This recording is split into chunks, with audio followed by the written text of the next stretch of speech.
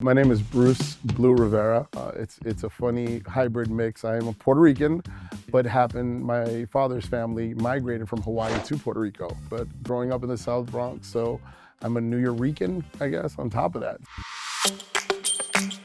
Hey, oh, yeah, yeah, yeah.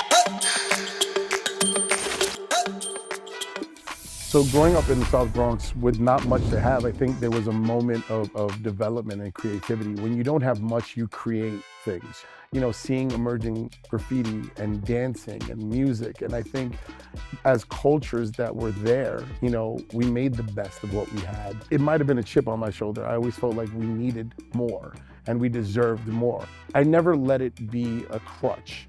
And, oh, well, I grew up not unfortunate and poor. Yeah, okay, I did.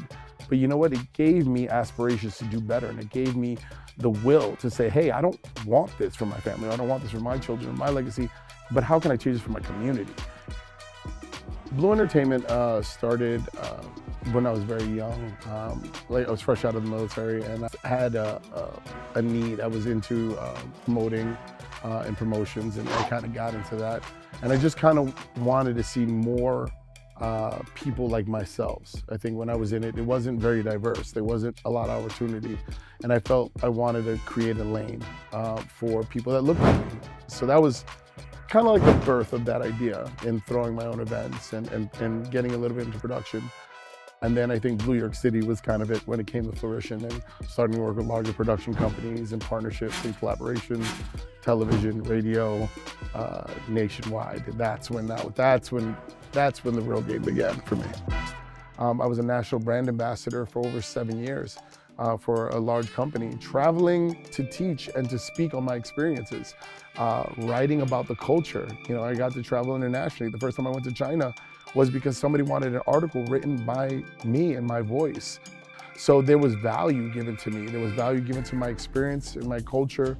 So as much as you want to downplay growing up in the South Bronx in the 80s, or how I grew up and my cultural influences, that made me who I am and gave me my voice. Growing up next to people of color, people of different religions, people who were in the same boat as you learn from each other. And I think that creates the sancocho, right? The gumbo, if you will, of life. I was actually thinking about this earlier, about how my process and how I got to where I was at. Everybody who's had a background that was probably either less than, or, you know, you struggled a little bit to get. And once you get to that level and you're in these rooms, I think I was at lunch at the Four Seasons, and I kind of looked around and I felt out of place.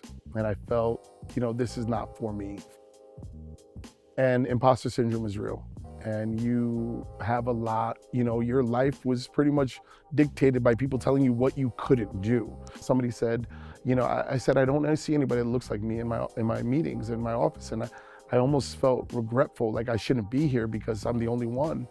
And the elder stood and told me, he said, no, you're opening up the door for everybody to come behind you.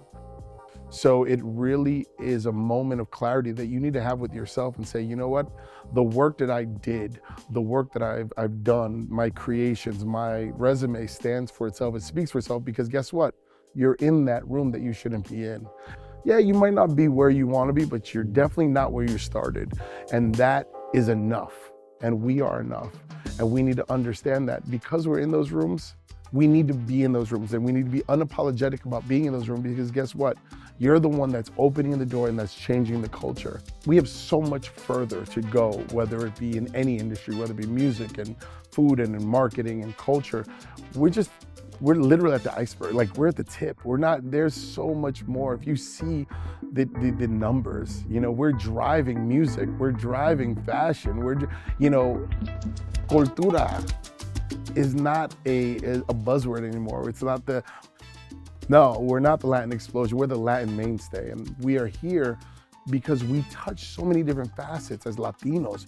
You know, we're not one color, we're not one shape, we're not one size. We have literally ingrained ourselves and woven ourselves into the entire fabric of the entire world.